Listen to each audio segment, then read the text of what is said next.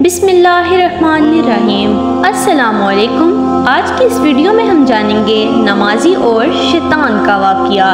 एक शख्स अंधेरी रात में फजर की नमाज पढ़ने के लिए घर से निकला। अंधेरे की वजह से इसे ठोकर लग गई और वो मुंह के बल कीचड़ में गिर गया। कीचड़ से उठकर वो घर वापस आया और लिबास तब्दील करके दोबारा मस्जिद की तरफ चल दिया। अभी चंद कदम ही चला था कि दोबारा इसे ठोकर लगी और वो दोबारा कीचड़ में गिर गया। कीचड़ से उठकर वो फिर दोबारा अपने घर गया, लिबास बदला और मस्जिद जाने के लिए दोबारा घर से निकला।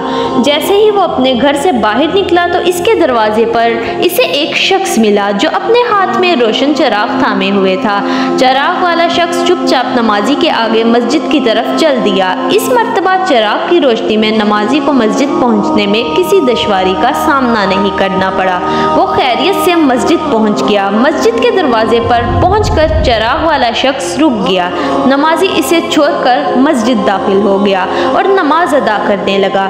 नमाज से फारिग होकर वो मस्जिद के बाहर आया तो वो चिराग वाला शख्स इसका इंतजार कर रहा था ताकि इस नमाजी को चिराग की रोशनी में घर छोड़ आए। जब नमाजी घर पहुंच गया तो नमाजी ने अजनबी शख्स से पूछा, आप कौन हैं? अजनबी बोला, सच बताऊं तो मैं इब्लीस हूँ। नमाजी की तो हैरत की इंतहा न रही। इस अजनबी की ये बात सुनकर नमाजी सोचने लगा, इब्लीस शैतान कैसे मुझे मस्जिद तक छोड़ सकता है? इसका काम तो लोगों को बहकाना है। तो इस शख्स ने बड़ी हैरत के साथ इब्लीस से पूछा, तुझे तो मेरी नमाज रह जाने पे खुश होना चाहिए था, मगर तुम तो चिराग की रोशनी में मुझे मस्जिद तक छोड़ने आए।